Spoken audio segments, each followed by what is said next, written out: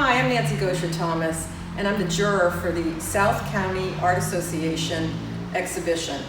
I want to thank the South County Art Association and Jen Ferry for giving me the opportunity to jury the awards for this exhibit.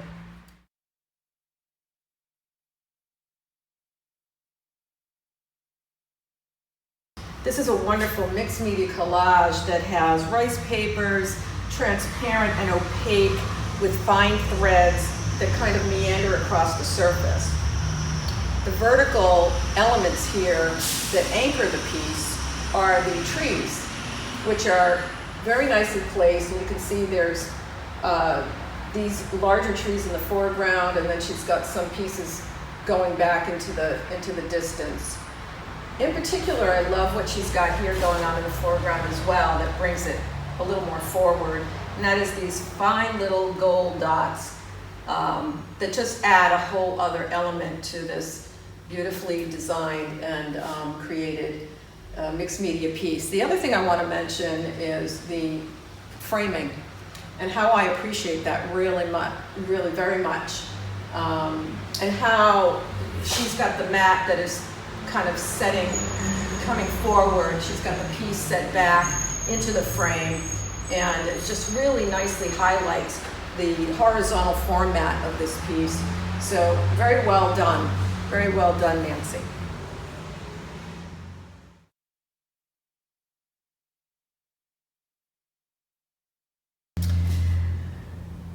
This piece, titled Rigging Knife from Rudder Bearing, is done by Ethan Gold. I gave Mr. Gold an honorable mention on this piece. I almost wish that there had been more awards. You always wish that. And I found this to be a really magnificently crafted piece by Mr. Gold. I'd love to see other works that he does. My notes here say the art and science of knife making has evolved over time. And this surely is an example of that. This is skillfully crafted from reforged rudder bearing. And it's exquisitely designed. What I really love about this is the form of the knife and how perfectly, again, formed the metal is, and how it just seamlessly goes into the handle. And then you've also have this wonderful, and I'm not really sure what it is in the handle, but it almost looks like gold or copper threads. And then you have these little details of brass. I just thought that this was a really well created, skillfully done craft knife. The sleek design and the consistent curve of the blade, as I said, into the handle, as well as the textural elements on the blade. And the other thing is it's just beautifully displayed. I mean, he really thought this through, just beautifully crafted. So congratulations, Ethan Gold.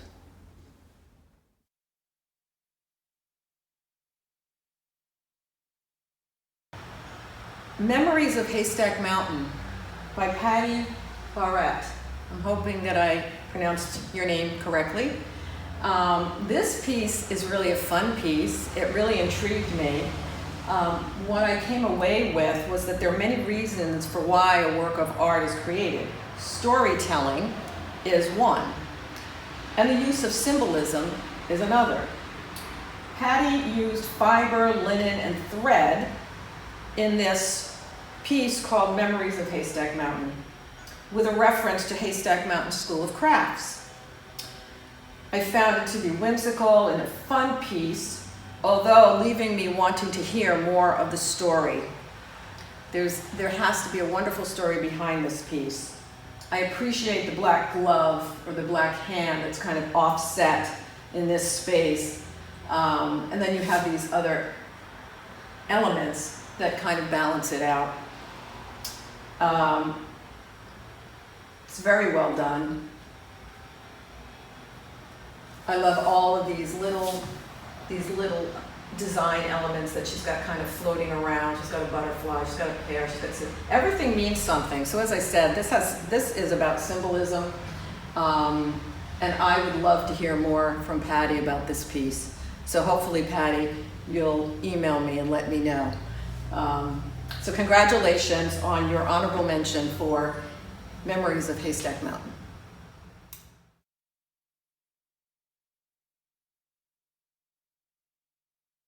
So I want to say congratulations to my friend Christoph Matthews for this beautiful sculpture titled Magistrate, Found Objects Assemblage. And the minute I walked in the room, of course, I felt its presence and its attitude. I think it's a piece that you need to come in and see to appreciate all of these elements that he's put together, and it's seamless to me. He seems to be holding court, and I found him to be standing like a sentinel over the gallery and watching things. He's got a variety of objects here placed meticulously to form the head, the wings, the feet, the legs, the body. And I was truly captivated by how these metal objects come together. And there's just so many of them that you can stand here for a very long time and try to decipher what and how he put this together. But I think it's a magnificent piece, and I just want to congratulate Christoph for Best in Sculpture.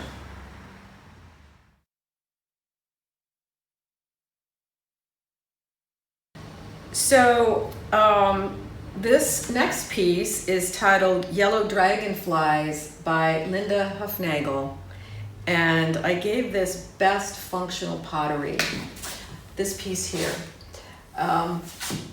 I really love the whimsy of this piece. I love the off-centered, kind of crooked shape of it, the textural elements, of course. I love the subdued palette, and that she incorporated these circular designs with these little dragonflies inside. The glazing is really beautiful. And then what she's got down here is some decorative element. So I thought that the curve and the shape, the line, and again, the subtle color combined with the wonderful glazes, it really makes for a beautiful piece. I can see that this woman has been doing she's been working in this medium for a long time. So congratulations on your Best in Functional Pottery.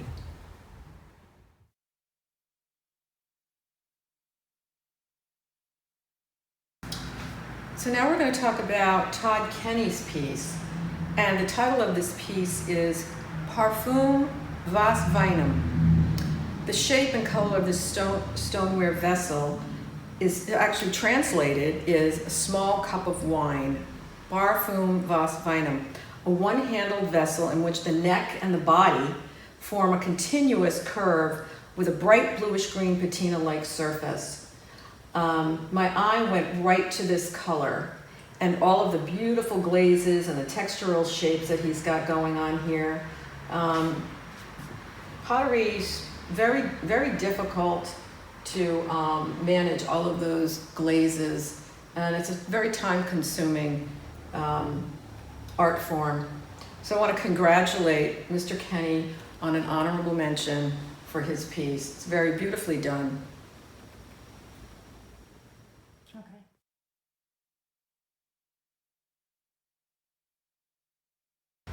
This next painting is an oil painting by Marilyn Saby, and it's titled Nasturtiums.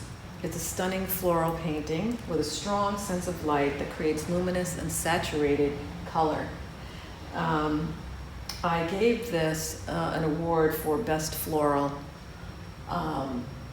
Marilyn has a way of working with her palette knife and brush, and what really attracted me to this piece was subtle color changes, shifts in the background, the value changes, and the leaves that are formed simply by pushing the paint to make that shape. The strong light that comes in here illuminates the composition, and this burst of orange and yellow color just lights up the whole painting. I'm a big believer in lost and found edges. And she did it beautifully here, which allows the viewer to come into the composition, and then everything else just kind of gets a little more muted and pushed into the background. These earth colors complement what she's got going on here in her immediate center of interest. And I think that just a stunning piece, and paint quality is handled beautifully. So congratulations, Marilyn, on Best Floral Painting.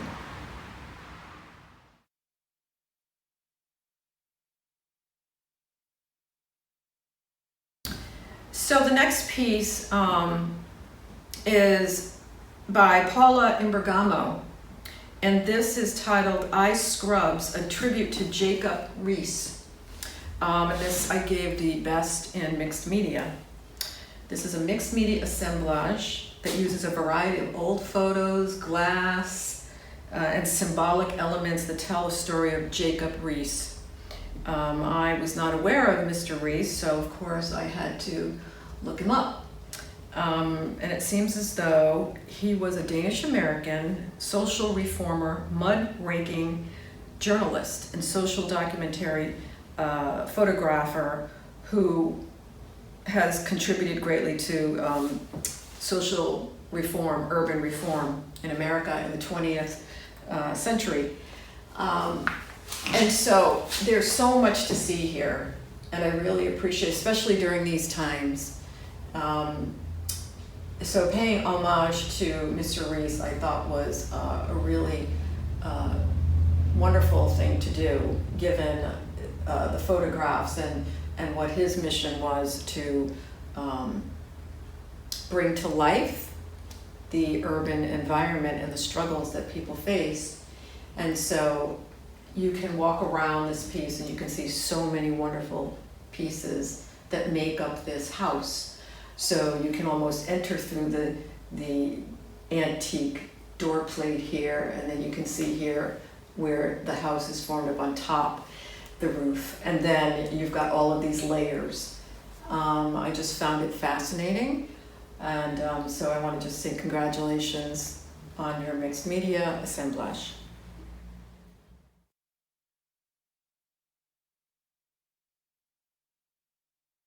So now we're looking at a photograph by Cindy Horowitz-Wilson, and the title of this is Arrow of Light. And I gave this best photography. And I was struck by so many of the components in this black and white photograph and the various angular elements. It looks very simple, but she's got a lot of interesting pattern going on here. Angles, so many angles. And then you've got this wonderful shaft of light coming in, and it makes me wonder. And again, it's paintings, photographs can tell a story, and this definitely has a story. The history of this old structure, I'd love to know. What's behind it? I'm not even quite sure what the structure is. It has a single light bulb fixture here, and it looks quite old. You see a lot of different elements, cobwebs, and but for the most part, for me, it was all of the angular design elements that really attracted me, and the light that came through so strongly. So congratulations, Cindy, on Best in Photography.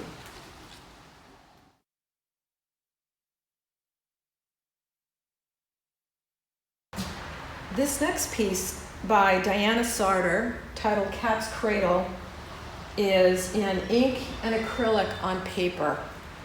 I gave Diana Best in Aqua Media. She has a strong use of bold, transparent color, and she utilizes a lot of layering, the layering process. I can see that she's done some stamping, and you can see how the transparent layers just come through. You've got one layer on top of another layer that just creates a beautiful depth in this piece. The addition of gold paint also adds to a little bit of a decorative element and texture. The stamping also adds another textural element. So she's got a lot of things that are going on, a lot of interesting things going on here. She's got wonderful variations in value and color. The use of, very saturated color.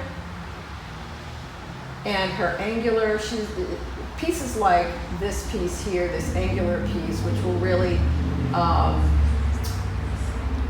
anchor the piece. More, not architectural, but geographic.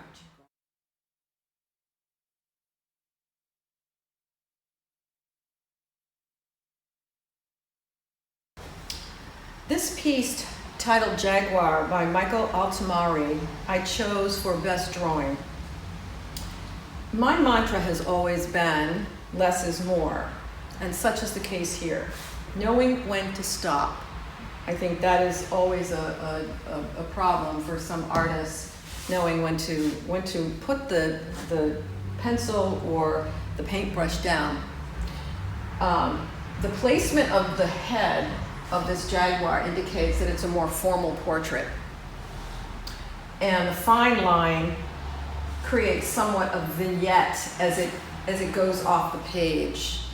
And what I do love about this is that he did not find it necessary to complete the whole portrait, and that he allowed some of the lines just to kind of melt into the paper.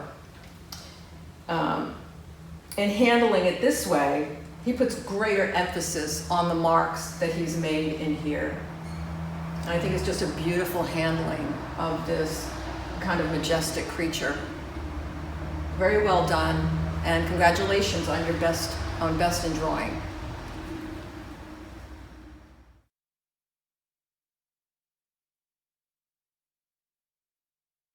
This piece is, I gave the award of best in acrylic. It's oil or acrylic, and this happens to be an acrylic piece by Anne O'Brien, and the title is Blue Glass.